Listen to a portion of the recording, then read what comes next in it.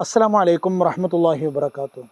ആ ദൂതൻ മഹാനായ നബി തിരുമേനി സല്ലല്ലാഹു അലൈഹി വസല്ലമ തങ്ങൾക്ക് കൈമാറിയ വിവരങ്ങൾ വളരെ ഗൗരവമുള്ള വിവരങ്ങളായിരുന്നു. അദ്ദേഹം പറഞ്ഞു, നബിയെ, നമ്മൾ ചെല്ലുന്ന വിവരം മക്കയിൽ അറിഞ്ഞിട്ടുണ്ട്. മക്കയിലേക്ക് നമ്മൾ ചെല്ലുന്നതിനെ തടയാൻ അതുകൊണ്ട് തന്നെ അഹാബീഷ് തയ്യാറായി നിൽക്കുകയാണ്. അഹാബീഷ് എന്ന് പറഞ്ഞാൽ ഖുറൈശികളുമായി സന്ധിയിലിരിക്കുന്ന, അല്ലെങ്കിൽ ഖുറൈശികൾക്ക് വേണ്ടി ഞങ്ങൾ മക്കയിൽ വേണ്ട സഹായങ്ങളും സഹകരണങ്ങളും എല്ലാം ചെയ്യും എന്ന് പ്രതിജ്ഞ എടുത്തിട്ടുള്ള ഒരു വിഭാഗം ആൾക്കാരാണ്. ബനു മുസ്തലക്കിൽ നിന്നുള്ള, ബനു നളറിൽ നിന്നുള്ള, ബനു ഹൗൻ ബിൻ ഹുസൈമയിൽ നിന്നുള്ള, അപ്പം ബനു ഹാരിസിൽ നിന്നുള്ള ഈ കുടുംബങ്ങളിൽ നിന്നുള്ള ഏതാനും യുവാക്കളാണ് സത്യത്തിൽ ഈ അഹാബീഷ് എന്നതുകൊണ്ട് ഉദ്ദേശിക്കുന്നത്. അവർ തീർച്ചയായും നമ്മെ കഅബാലയത്തിലേക്ക് പ്രവേശിക്കാൻ അനുവദിക്കാതെ തടയും. അതാണ് മക്കയിലെ സാഹചര്യം എന്നായിരുന്നു മഹാനായ നബി സല്ലല്ലാഹു അലൈഹി വസല്ലമ തങ്ങളോട് ആ ദൂതൻ വന്ന് പറഞ്ഞത്. അത് കേട്ടപ്പോൾ നബി തിരുമേനി സല്ലല്ലാഹു അലൈഹി വസല്ലമ തങ്ങൾ ഒരു നിമിഷം ആലോചിച്ചതിന് ശേഷം തന്നോടൊപ്പമുള്ള ആൾക്കാരോടെല്ലാം ഒരിടത്ത് കൂടാൻ പറഞ്ഞു. നബി അവരോട് ഈ വിവരത്തിൻ്റെ അടിസ്ഥാനത്തിൽ ചില കൂടിയാലോചനകൾ നടത്താൻ പോവുകയാണ്. മഹാനായ നബി സല്ലല്ലാഹു അലൈഹി വസല്ലമ തങ്ങളുടെ ജീവിതത്തിലെ ഏറ്റവും പ്രധാനപ്പെട്ട, ശ്രദ്ധേയമായ, വളരെ ഹൃദയസ്പൃക്കായ ഒരു കാര്യമാണ് ഈ കൂടിയാലോചനകൾ എന്ന് പറയുന്നത്. നമ്മൾ ഈ നബി ചരിത്രം പറയുകയും കേൾക്കുകയും ചെയ്യുമ്പോഴൊക്കെ തന്നെയും നബി തിരുമേനി സല്ലല്ലാഹു അലൈഹി വസല്ലമ തങ്ങൾ ഓരോ ഘട്ടത്തിലും വളരെ പ്രധാനപ്പെട്ട മുഹൂർത്തങ്ങളിലൊക്കെ തന്നെയും തൻ്റെ അനുയായികളുമായി ചർച്ച ചെയ്യുന്നുണ്ട്. സത്യത്തിൽ നബിയെ സംബന്ധിച്ചിടത്തോളം ചർച്ച ചെയ്യേണ്ട യാതൊരു ആവശ്യവുമില്ല, രണ്ട് നിലക്കും. ഒന്ന്, ഒരു സമൂഹത്തിൻ്റെ സുപ്രീം ലീഡറാണ് നബി സല്ലല്ലാഹു അലൈഹി വസല്ലമ തങ്ങൾ. അതുകൊണ്ട് തനിക്കൊരാളോടും ചോദിക്കുകയോ ആരുടെയെങ്കിലും കൺസെൻറ്റ് വാങ്ങിക്കുകയോ ഒന്നും ചെയ്യേണ്ട ആവശ്യം വരുന്നില്ല. രണ്ടാമത്തേത്, മഹാനായ പ്രവാചക തിരുമേനി സല്ലല്ലാഹു അലൈഹി വസല്ലമ തങ്ങൾ വഹയിനാൽ ബലമുള്ള ആളാണ്, വഹയിൻ്റെ ബലമുള്ള ആളാണ്. എന്ത് കാര്യം വേണമെങ്കിലും അതാത് സമയങ്ങളിൽ അല്ലാഹു സുബ്ഹാനഹു വ തആല വഹയിലൂടെ നബിക്ക് അറിയിച്ചു കൊടുക്കും. അതുകൊണ്ട് തന്നെ നബി എല്ലാവരോടും കൂടി ആലോചിച്ച് തന്നെ കാര്യങ്ങൾ തീരുമാനിക്കേണ്ട അവസ്ഥയൊന്നും സത്യത്തിൽ ഇല്ല എന്ന് ചുരുക്കം. ഏതായിരുന്നാലും മഹാനായ നബി സല്ലല്ലാഹു അലൈഹി വസല്ലമ തങ്ങൾ പക്ഷേ താൻ എന്താണോ ഉദ്ദേശിക്കുന്നതെന്ന് തനിക്കറിയാമെങ്കിൽ പോലും നബി എല്ലാവരുമായി കൂടിയാലോചിക്കുമായിരുന്നു. എല്ലാവരോടും കൂടിയാലോചിക്കുമ്പോൾ നമുക്ക് എല്ലാവരുടെയും മനസ്സ് നേടാൻ കഴിയുമെന്നൊരു പ്രത്യേകതയുണ്ട്. കൂടിയാലോചന എന്ന് പറയുന്നത് പ്രത്യേകിച്ചും സാമൂഹ്യ തലത്തിലൊക്കെ പ്രവർത്തിക്കുന്ന ആൾക്കാരെ സംബന്ധിച്ചിടത്തോളം അവർക്ക് ഏറ്റവും പ്രധാനപ്പെട്ട ഒരു ഗുണമാണ്, ഒരു നല്ല വിശേഷണമാണത്. മഹാനായ നബി സല്ലല്ലാഹു അലൈഹി വസല്ലമ തങ്ങൾ അവരെ എല്ലാവരെയും ഇരുത്തിയിട്ട് പറഞ്ഞു. പിന്നെ നബി തിരുമേനിയുടെ ഈ ഒരു കൂടിയാലോചനയിൽ ഉള്ള ഒരു പ്രത്യേകത എന്താണെന്ന് ചോദിച്ചാൽ, സ്വാഭാവികമായും കൂടിയാലോചിക്കുമ്പോൾ രണ്ട് ഓപ്ഷനുകൾ ഉണ്ടാവും. അങ്ങനത്തെ സാഹചര്യത്തിലാണല്ലോ സാധാരണ കൂടിയാലോചന എന്ന് പറയുന്നുണ്ടാകുക. ആ രണ്ട് ഓപ്ഷനുകളിൽ ഏറ്റവും ഗുരുതരമായതിനെയാണ് നബി ആദ്യം പറയുക. അല്ലെങ്കിൽ തൻ്റെ കൂടിയാലോചിക്കപ്പെടുന്ന തൻ്റെ മുമ്പിലുള്ള ആൾക്കാർ ഏറ്റവും അധികം ആഗ്രഹിക്കുന്ന കാര്യത്തെയാണ് നബി ആദ്യം പറയുക. അപ്പോൾ അവർ തങ്ങൾക്ക് ഏറ്റവും കൂടുതൽ താല്പര്യമുള്ള വിഷയത്തെ തിരഞ്ഞെടുക്കാതെ രണ്ടാമത്തെ ചോയ്സിലേക്ക് പോയാൽ അതിൻ്റെ അർത്ഥം അവർ പരിപൂർണമായും നബിയോട് ആ വിഷയത്തിൽ യോജിക്കുന്നു എന്നാണ് അതിൻ്റെ അർത്ഥം. അതുകൊണ്ട് മഹാനായ നബി സല്ലല്ലാഹു അലൈഹി വസല്ലമ തങ്ങൾ അവരോട് പറഞ്ഞു, നമുക്ക് രണ്ടഭിപ്രായങ്ങൾ പറയാം. അതിൽ ഏതിനോടാണ് നിങ്ങൾ മാനസികമായി യോജിക്കുന്നത് എന്ന് പറയും.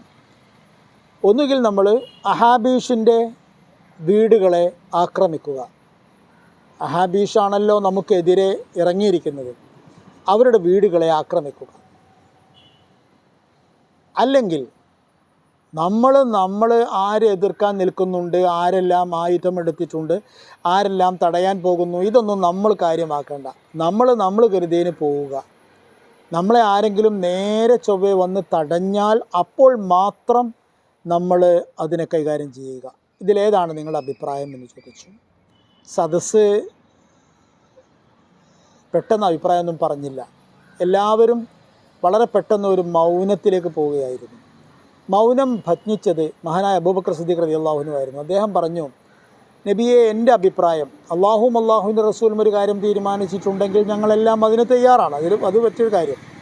അതേസമയം എൻ്റെ അഭിപ്രായം, നമ്മളിപ്പോൾ ആരാധനയിലാണ്, നമ്മൾ ഇഹ്റാം ചെയ്താണ് വന്നിരിക്കുന്നത്. നമ്മൾ ആരാധനയിൽ പ്രവേശിച്ചു കഴിഞ്ഞു, നമ്മൾ ഉംറ എന്ന് പറയുന്ന അമലിൽ പ്രവേശിച്ചു കഴിഞ്ഞു. ഈ സമയത്ത് നമ്മുടെ ലക്ഷ്യം ഈ ആരാധനയുടെ അർത്ഥകർമ്മം ചെയ്യലാണ്. അത് നേരെ ചൊവ്വേ പരിശുദ്ധ കഅബാലയത്തിൻ്റെ അടുക്കൽ ചെന്ന് തവാഫ് ചെയ്യുക എന്നതാണ്. അതുകൊണ്ട് നമ്മൾ ഇടവും വലവും ഒന്നും നോക്കേണ്ടതില്ല എന്നാണ് എൻ്റെ പക്ഷം. നമ്മൾ നേരെ നമ്മൾ ഉദ്ദേശിച്ചതുപോലെ പരിശുദ്ധ കഅബാലയത്തിനടുത്തേക്ക് പോവുക, തവാഫ് ചെയ്യാൻ ശ്രമിക്കുക. അതിനിടയിൽ ആരെങ്കിലും തടസ്സം നിന്നാൽ ആ തടസ്സം നമുക്ക് നീക്കാം. അതാണ് എൻ്റെ അഭിപ്രായം എന്ന് പറഞ്ഞു. ഈ അഭിപ്രായം വളരെ പ്രധാനമായിരുന്നു. ഇത് പറഞ്ഞത് ഒരു വ്യക്തിയാണെങ്കിലും അതിനെ ഒരു വ്യക്തിയുടെ അഭിപ്രായമായി പറയാൻ കഴിയില്ല. കാരണം പറഞ്ഞത് അബൂബക്കർ സിദ്ദീഖ് റളിയല്ലാഹു അൻഹുവാണ്. മഹാനായ അബൂബക്കർ സിദ്ദീഖ് റളിയല്ലാഹു അൻഹു ഈ സമുദായത്തിലെ എല്ലാ അർത്ഥത്തിലുമുള്ള ഒന്നാമനാണ്. അപ്പോൾ അതുകൊണ്ട് അബൂബക്കർ സിദ്ദീഖ് റളിയല്ലാഹു അൻഹു പറഞ്ഞപ്പോൾ നബി സല്ലല്ലാഹു അലൈഹി വസല്ലം തങ്ങൾ പറഞ്ഞു, അല്ലാഹു അക്ബർ. അത് തന്നെയാണ് എൻ്റെ അഭിപ്രായം. അതുകൊണ്ട് ഇൻഷാ അല്ലാഹ് നമുക്ക് മുന്നോട്ട് പോകാം എന്ന് പറഞ്ഞു. പിന്നെ നബി സല്ലല്ലാഹു അലൈഹി വസല്ലം തങ്ങൾ തൻ്റെ സംഘവുമായി അവിടെ നിന്ന് പുറപ്പെട്ടു. അവിടെ നിന്ന് പുറപ്പെടുമ്പോൾ മഹാനായ നബി സല്ലല്ലാഹു അലൈഹി വസല്ലം തങ്ങൾ ഒരു കാര്യം പ്രത്യേകം ശ്രദ്ധിച്ചു. അപ്പോൾ അഹാബീഷ് തന്നെ തടയാൻ വേണ്ടി, തൻ്റെ സംഘത്തെ തടയാൻ വേണ്ടി കാത്തു നിൽക്കുന്നുണ്ട് എന്നാണല്ലോ വിവരം. കാത്തു നിൽക്കുന്നത് സ്വാഭാവികമായും മദീനയിൽ നിന്ന് വരുന്ന ആൾ മക്കയിലേക്ക് പ്രവേശിക്കുന്ന ഏറ്റവും പ്രധാനപ്പെട്ട വഴിയിലായിരിക്കും. ആ വഴി തൽക്കാലം വേണ്ട എന്ന് നബി തിരുമേനി സല്ലല്ലാഹു അലൈഹി വസല്ലം തങ്ങൾ തീരുമാനിച്ചു. ആ വഴിയിലൂടെ പോകേണ്ടെന്ന് തീരുമാനിച്ചു. മറിച്ച് തെല്ല് വളഞ്ഞാണെങ്കിലും മറ്റൊരു വഴിയിലൂടെ പോകാൻ വേണ്ടി ഉദ്ദേശിച്ചു. അതായത് തൻഈം വഴിയാണ് നേരിട്ട് പോകേണ്ടത്. ആ വഴി ഒഴിവാക്കിയിട്ട് ഹുദൈബിയ വഴി പോകാൻ നബി സല്ലല്ലാഹു അലൈഹി വസല്ലം തങ്ങൾ തീരുമാനിച്ചു. അതുപോലെ തന്നെ അഹാബീഷ് നബിയെ പ്രധാന റോട്ടിൽ കാത്തു നിൽക്കുന്നുണ്ടായിരുന്നു. പക്ഷെ അവർക്ക് നബിയെ കാണാനോ എതിരിടാനോ ഒന്നുള്ള അവസരം ഉണ്ടായില്ല. പക്ഷേ അവർ ഏതാണ്ട് ഹുദൈബിയയുടെ അടുത്തെത്തുന്നത് ആരൊക്കെയോ കണ്ടു. അവരാ വിവരം എത്രയും പെട്ടെന്ന് ഖുറൈശികളുടെ ചെവിയിലെത്തിച്ചു. ഖുറൈശികൾ ഇനി എന്ത് ചെയ്യണം എന്ന് തീരുമാനിക്കാൻ വേണ്ടി ദാറുൻ നദ്വ എത്രയും പെട്ടെന്ന് വിളിച്ചു ചേർത്തു. അവരുടെ പ്രധാനപ്പെട്ട മക്കയിലെ പാർലമെൻറ്റായിരുന്നു ദാറുൻ നദ്വ. അവിടെയാണ് ഏത് അടിയന്തര സാഹചര്യവും അവരാദ്യം ചർച്ച ചെയ്യുകയും തീരുമാനത്തിലെത്തിച്ചേരുകയും ചെയ്യുക. ഖുറൈശികൾ യോഗം ചേർന്നു. അവരൊരു കാര്യം തീരുമാനിച്ചു. എങ്ങനെയെന്നൊന്നും ഇപ്പം പറയാൻ കഴിയില്ല എങ്കിലും എന്ത് വില കൊടുത്തും മുഹമ്മദിനെയും മുസ്ലിങ്ങളെയും മക്കയിലേക്ക് കയറാൻ അനുവദിക്കാൻ പാടില്ല.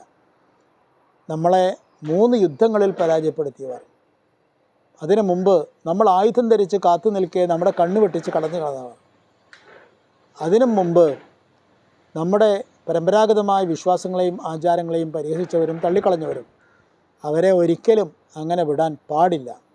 അങ്ങനെ സാഗൂതം ഒരു തടവുമില്ലാതെ വളരെ ഈസിയായി മക്കായിലേക്ക് കടന്നു വരാൻ വിടാൻ പാടില്ല. എല്ലാവരും അതിന് തയ്യാറായിരുന്നു. അങ്ങനെ തയ്യാറെടുത്ത് നിൽക്കുന്ന സമയത്ത് മഹാനായ നബിയും അസ്ഹാബിമാരും ഹുദൈബിയ എന്ന പ്രദേശത്തെത്തി. അവിടെ ചെറിയൊരു വിശ്രമ സ്ഥലം തന്നെയായിരുന്നു. എന്നാൽ വലിയ വിശ്രമമല്ല. കാരണം നമ്മൾ നേരത്തെ പറഞ്ഞു, പ്രധാന വഴിയല്ല, ഇതൊരു വളഞ്ഞ വഴിയാണ്. എന്നിരുന്നാലും അവിടെ തമ്പടിക്കുവാൻ നബി തീരുമാനിച്ചു. അവർ ഹുദൈബിയയിൽ തമ്പടിച്ചു. കാര്യങ്ങൾ എന്താണ്, എങ്ങനെയാണ് പുരോഗമിക്കുന്നത് എന്ന് നിരീക്ഷിക്കുക എന്നത് അവരുടെയും ഉദ്ദേശ്യമായിരുന്നു. അസ്സലാമു അലൈക്കും വറഹ്മത്തുള്ളാഹി വബറകാതുഹു.